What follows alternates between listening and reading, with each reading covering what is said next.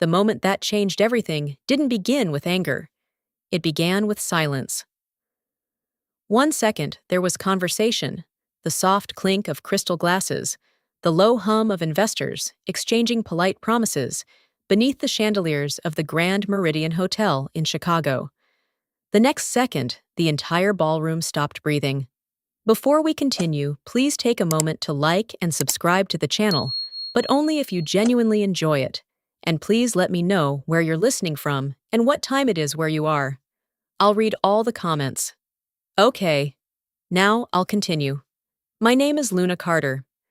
I was 38 years old that night, and for the last 7 years, I had built the international division at Halbrook Dynamics, turning what had once been a minor overseas experiment into the department responsible for our largest global contracts. I wasn't trying to prove anything to anyone. I simply believed in the systems we were building. The spring gala was supposed to celebrate that progress. I was standing near the center of the ballroom, speaking with a representative from Northbridge Logistics about renewing a contract worth several $1,000,000 when Daniel Halbrook approached. Daniel was 19. He had been appointed Junior Operations Director just 6 months earlier, the son of our CEO, and a young man who had grown increasingly irritated with me ever since I refused one of his reckless proposals earlier that week. He didn't greet either of us. Instead, he turned to a senior manager standing nearby and said loudly, "Fire her, or I'll make you regret it." The words carried farther than he intended. I kept my voice calm. "Staffing decisions aren't made because someone is irritated," I said evenly. He stepped closer. For a brief second, I saw something tight in his expression, something childish and furious. Then his hand struck my face. It wasn't violent enough to injure me, but it was deliberate. The ballroom went quiet almost instantly, and in that silence, I realized something important. If I reacted emotionally, I would become the problem. So I didn't react. I finished my sentence to the client, excused myself politely, and walked away. Because sometimes the most powerful response is preparation. And I had been preparing for Daniel Halbrook for months. I want to share a small note. This story is partially fictionalized and uses artificial intelligence to help clarify ideas and create a deeper emotional impact. I hope it resonates with you. And if it doesn't, feel free to step away, get some rest, and take care of yourself. Your health matters more than any story. 6 months before the gala, the problem had already begun. Daniel Halbrook joined the company during a quarterly leadership meeting. His father, Richard Halbrook, stood at the front of the conference room and announced it casually, as if it were a routine rotation. "Daniel will be learning operations from the ground up," he said. That was the phrase he used. From the ground up. Within a week, Daniel had an office larger than mine, and a title that technically placed him above managers who had been running departments for more than a decade. Junior Operations Director. It sounded harmless. Until he started using it. Daniel wasn't stupid. That would have been easier to manage. He understood numbers. He could read financial statements and spot opportunities quickly. What he didn't understand was restraint. During our second meeting, he reviewed a proposal I had finalized for a distribution partnership in Toronto. He tapped the document with a pen. "You're thinking too small," he said. "Increase projections by 20%. "That would be inaccurate," I replied calmly. "The supply chain can't support that volume yet." "Make it work," he said with a smile. "Confidence sells." I didn't argue further. Instead, I adjusted the language without changing the numbers and sent the corrected proposal to the client before he could interfere. He never noticed. And that became our pattern. Daniel would overpromise. I would quietly recalibrate. He would bypass compliance. I would loop them back into the process before contracts were signed. I told myself I was protecting the company, not protecting him. One afternoon, he leaned back in his chair and studied me with a strange kind of amusement. "You know," he said, "I'll be running this place soon." "Leadership isn't automatic," I replied carefully. "It's earned." He smiled. But there was something sharp behind it. "Not in my case," he said. Later that week, I passed Richard Holbrook's office and heard raised voices through the half-closed door. "You don't prove yourself by forcing people," Richard said. Daniel's answer came immediately. "I don't need their approval. I need authority." There was a long silence after that, and in that moment, I understood something clearly. This wasn't just arrogance. It was inheritance, and Daniel Holbrook believed power had already been promised to him. The first time Daniel tried to force my hand came 2 months later. He walked into my office without knocking and dropped a thick folder onto my desk. "Fire the Johnson team," he said flatly. I opened the folder. Inside was the finalized agreement for a European logistics contract worth $3.5 million over 2 years, a deal the Johnson team had spent months negotiating. "They just closed this last week," I said. Daniel shrugged. "They challenged me in a meeting. I'm done with them." "They corrected a projection," I replied evenly. "That's their job." He leaned forward across my desk. "It's my department now." "No," I said calmly. "It's your title. The department still answers to performance metrics." His jaw tightened. "You're undermining me. I'm protecting the company." For a moment, the room was completely still. Then he smiled, but it wasn't friendly.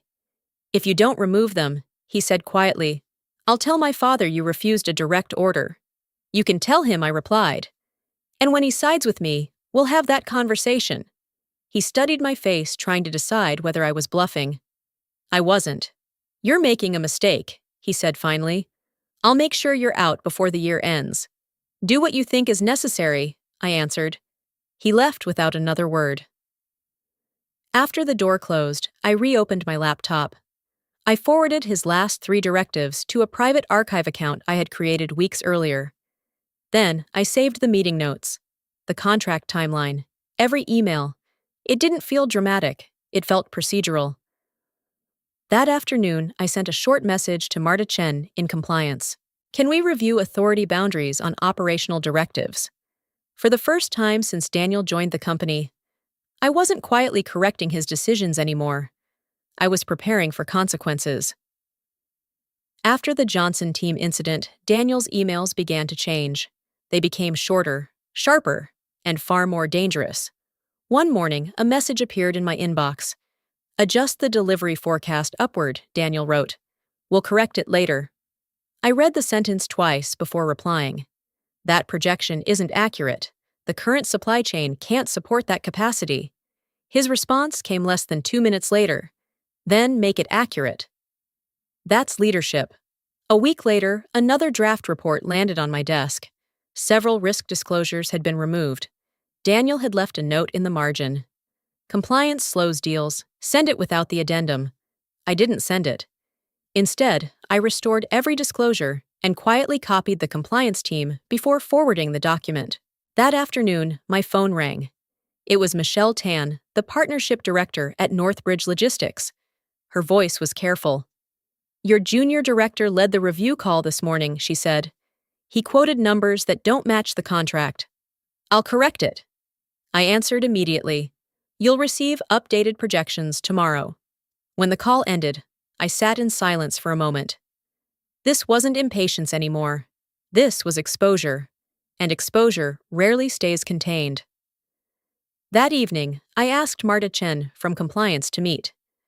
We sat in a small conference room after most of the office had gone home. I slid several printed emails across the table. She read them slowly.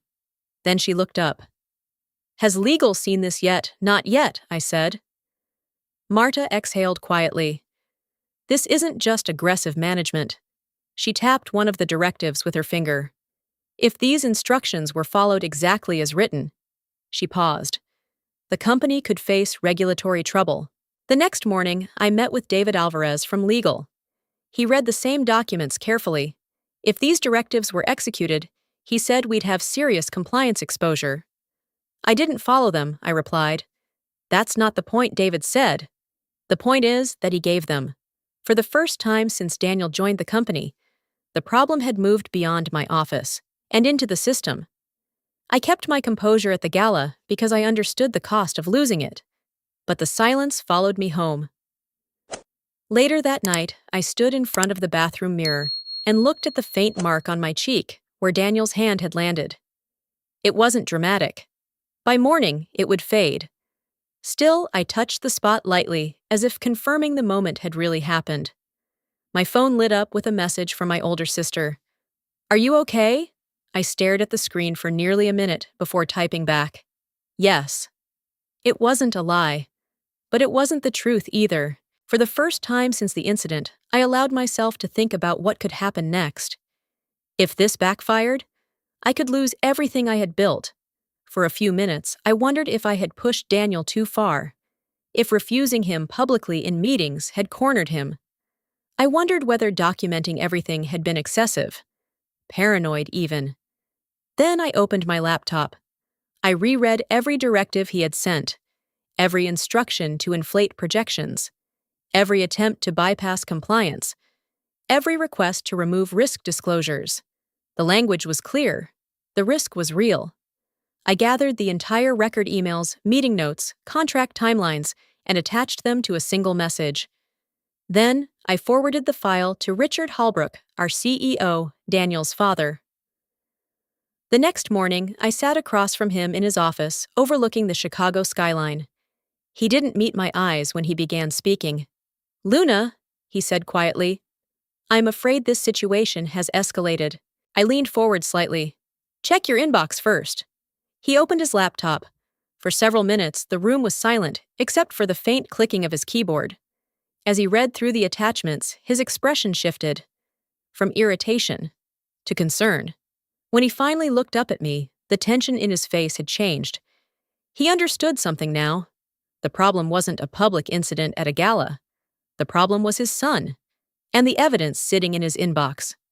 If you agree that documenting the evidence and sending everything to the CEO was the right move instead of reacting in anger, leave a 1 in the comments.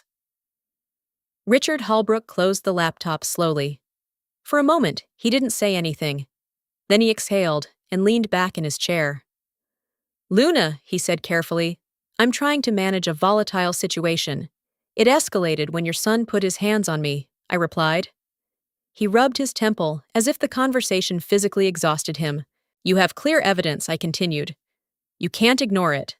"I'm not ignoring it," he said. "But suspending you temporarily will calm things down." The words landed heavier than the slap had. "Suspending me," I repeated. "It's procedural," he said quickly, "not punitive. It sends a message." "Yes," I answered quietly. He finally met my eyes. "I need time." And in that moment, I understood exactly what was happening. Richard wasn't choosing between right and wrong. He was choosing between his company and his son. And he believed he could delay that choice. By noon, the internal email had been sent. "Luna Carter will be placed on administrative leave pending internal review." No explanation. No context. Just one sentence. Within minutes, my access to shared drives was restricted. My calendar cleared. A meeting I had scheduled with a distributor in Berlin disappeared from the system. It was efficient, almost clinical. I returned to the office briefly to collect a few personal items. No one told me not to come, but no one encouraged me to stay either. In the hallway, a manager I had mentored for 3 years nodded once and kept walking. Another colleague paused beside me. "I'm sorry," she whispered. "This isn't right. Focus on the quarter close," I said. It was the only advice I had left to give. At home, the silence was worse. Suspension wasn't just removal. It was isolation. The company thought the leave would contain the problem. What they didn't realize yet was that the evidence had already moved beyond Richard Holbrook's control, and the next step would no longer belong to him.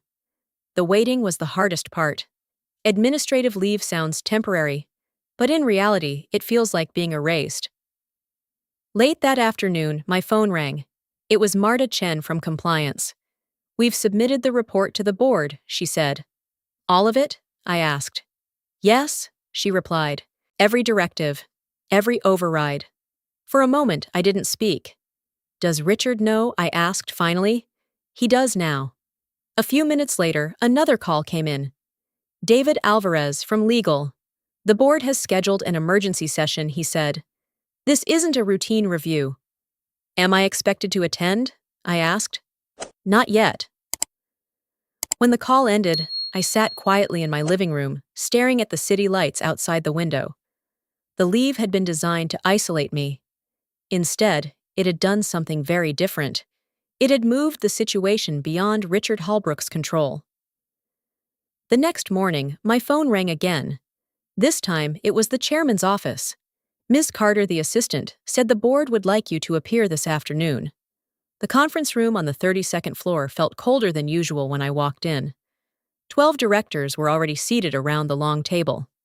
Richard Holbrook sat at the far end. Daniel was beside him, rigid, defiant. The chairman began without preamble. We've reviewed the compliance submission, he said. We need clarification. Marta summarized the documentation first. Dates, emails, specific directives instructing teams to inflate forecasts, bypass review procedures, and remove regulatory disclosures. Her voice was calm, clinical. Then David spoke. If executed as written, he said these directives could expose the company to regulatory penalties. Daniel leaned forward immediately. She's exaggerating, he said. I was pushing for growth. I met his eyes. But I addressed the board.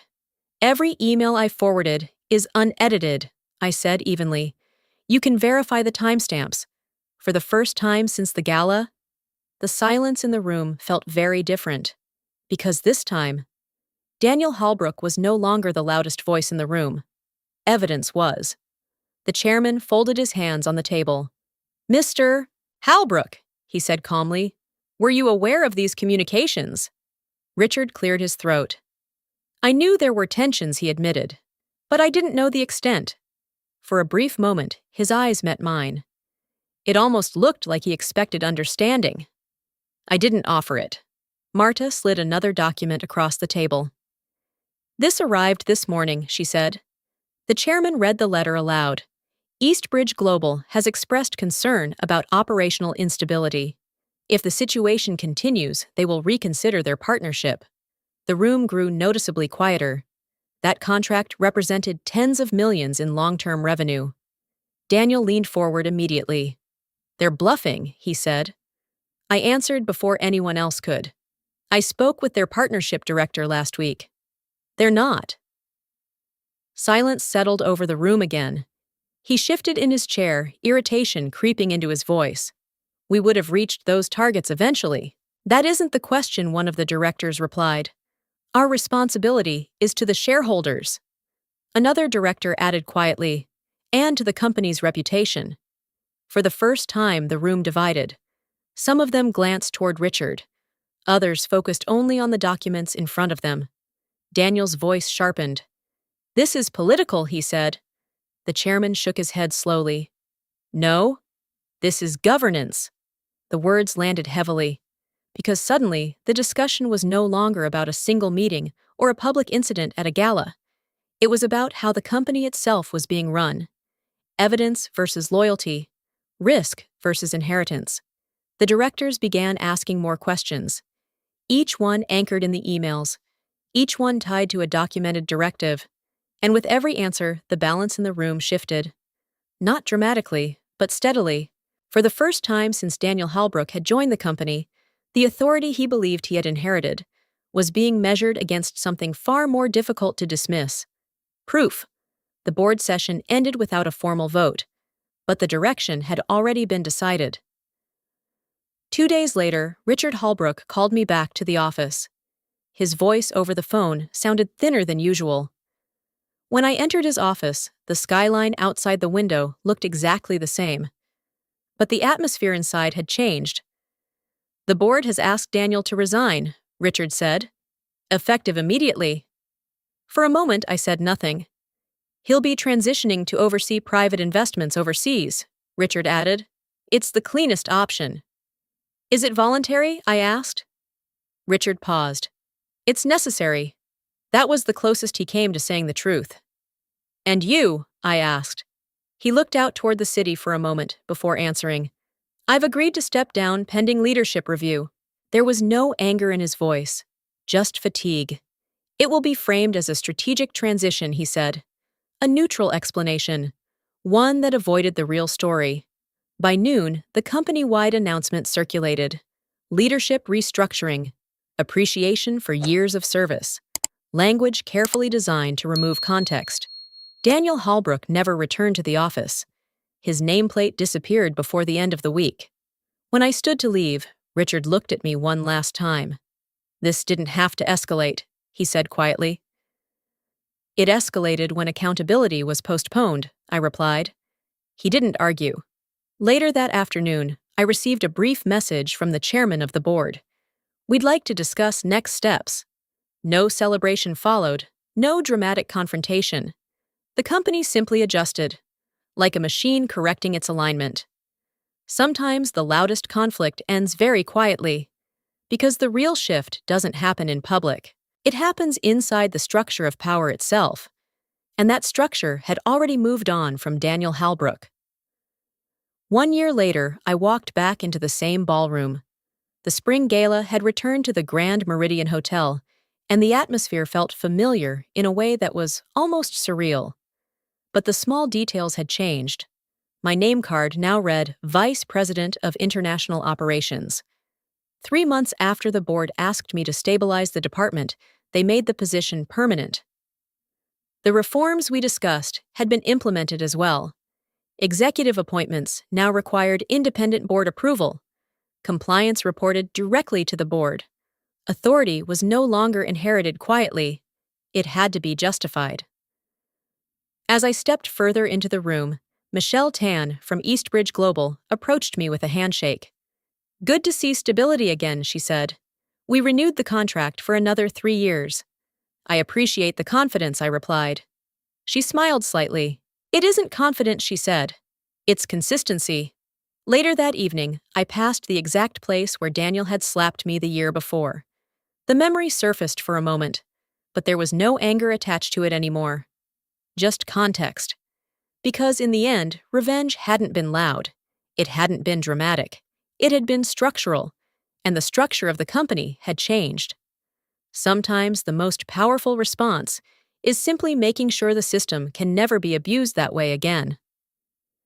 Standing in that ballroom a year later, I realized something important about power. It isn't about who speaks the loudest or who holds the biggest title. Real power is quieter than that. It's the discipline to stay calm when you're humiliated, the patience to document the truth, and the courage to protect what's right, even when it might cost you everything you've built. I didn't win by shouting back or seeking revenge in anger. I won by refusing to abandon my standards. Situations like this happen in many workplaces, maybe not in a ballroom, maybe not in front of investors, but the feeling of unfairness is familiar to many people. So I often wonder, what would you do if you were in that moment? Would you react immediately? Or would you protect yourself with facts and integrity? Stories like this matter because they remind us that quiet strength can change outcomes. If this story made you think or reminded you that standing your ground matters, consider helping it reach someone who might need that reminder today. A simple action from you, a subscribe, a like, or a share, helps stories like this travel further. Your comment might encourage someone facing the same kind of pressure right now. Sometimes the smallest support spreads the biggest courage.